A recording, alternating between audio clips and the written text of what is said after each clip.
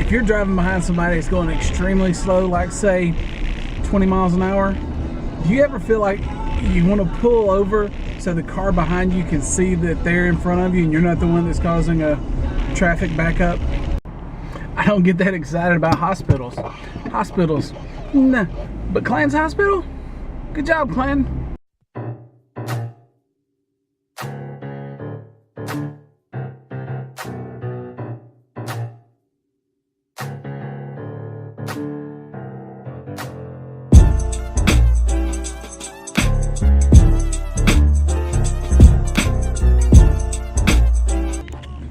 You never know how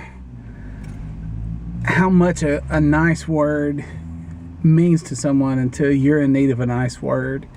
And I had a gentleman come up to the office, and he's not on social media, so he'll never see this, and so I'm not even going to mention his name. It doesn't matter who he was. What matters is what he said.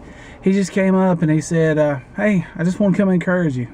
And I said, well, I appreciate that. And he said, my wife and I were talking the other day, and we just noticed you look like you've been a little down. You see, I've never been a peppy person. I'm not one of those that just smiles and everything's wonderful. I guess I was born negative. I don't know.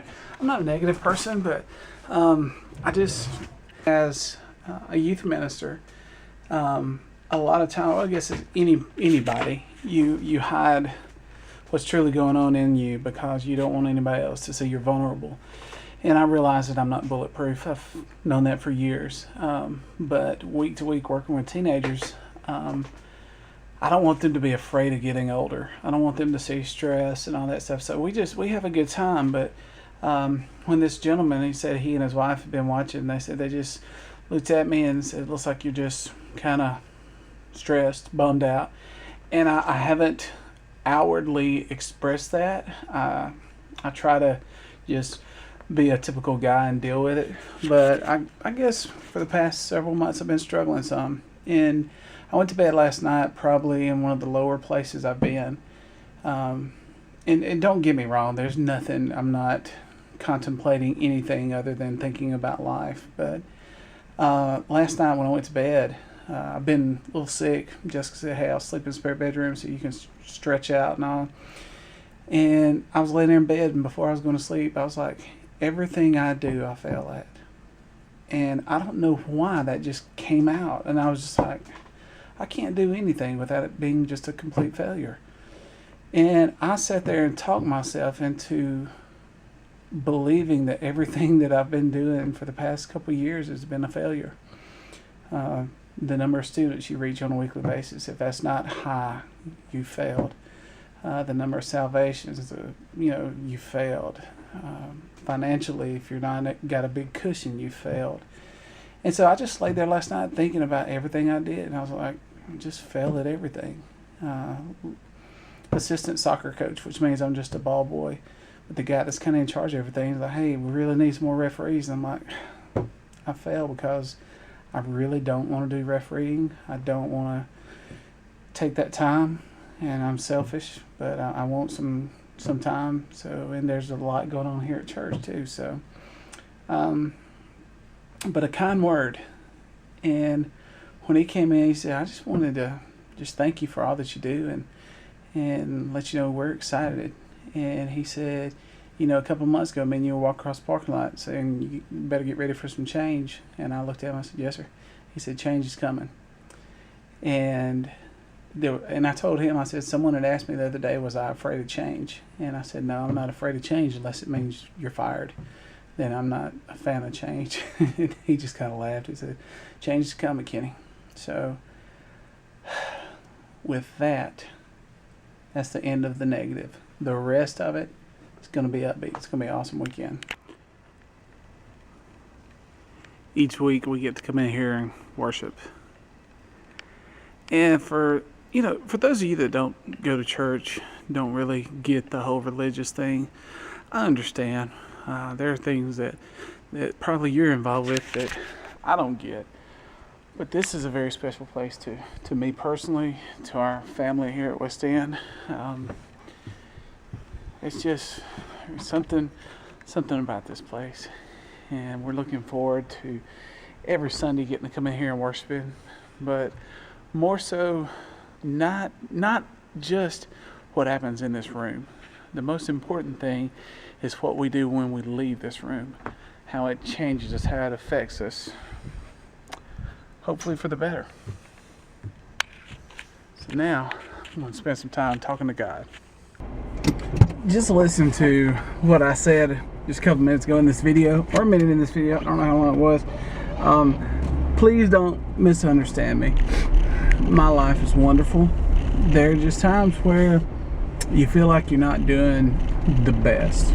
Now it's time to go to soccer practice and kick a soccer ball.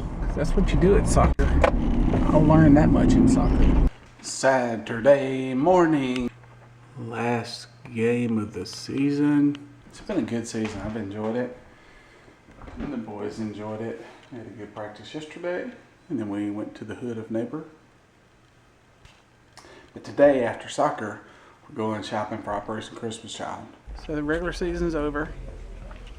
We tied today. Ooh, that's what I want. Looking for wooden dowels. And we got lots of fun shopping to do. We just did Operation Christmas Child. Barrett just packed a box for a little boy. Yeah. I almost scored a goal today on a free kick. He had a really good kick. He had a good game.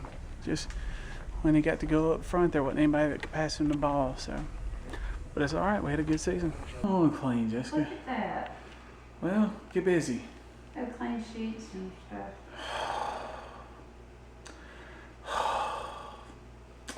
Operation Christmas Child. Sending some goodies to children. No they toaster. can't have the toaster. We got a new garbage can. Feeling pretty good about that. And the boys out cleaning dog water. I almost ran over Leia. No offense, neighbors. She's just got to know that that road's not hers. Ziva and Leia have dug a hole on the back side of our burn pile. Barrett's in it. Barrett, why don't you come on out of that hole now? That's probably a 2.5 foot hole. And I don't know where this little secret's been my whole life. That is the good stuff. I don't know what Barrett just did, but Jessica's chased him into the bathroom. You don't let me in. We got 2 bathrooms, Jack. No, that's not it. Barrett Martin. There's probably about to be a beatdown. But Smoothie King, we were going to Starbucks. I said, I think I want a smoothie. And Jessica was like, well, I'll get one too. And Barrett's like, I'll get one too. Very thanks. Smoothie King, rock on. It's Operation Christmas Child packing party. There are lots of goodies for kids all over the world. And the neat thing about this, it doesn't just reach kids. It gets us in, it gets not us personally, but gets the word of Christ in the villages. So it's just it's a good thing. If you've never looked into Samaritan's Purse, you should check it out. Got a box for a little girl. I like to shop for a little girl. Little girls are fun to shop for. And a box for a little boy. You wouldn't shop for the little boy. A boy my age. She broke it. A young He man. broke it. Get my nail gun and okay, I'll fix that back. And Jessica's doing 2 baby ones. This is one of my favorite parts of Christmas. It really is.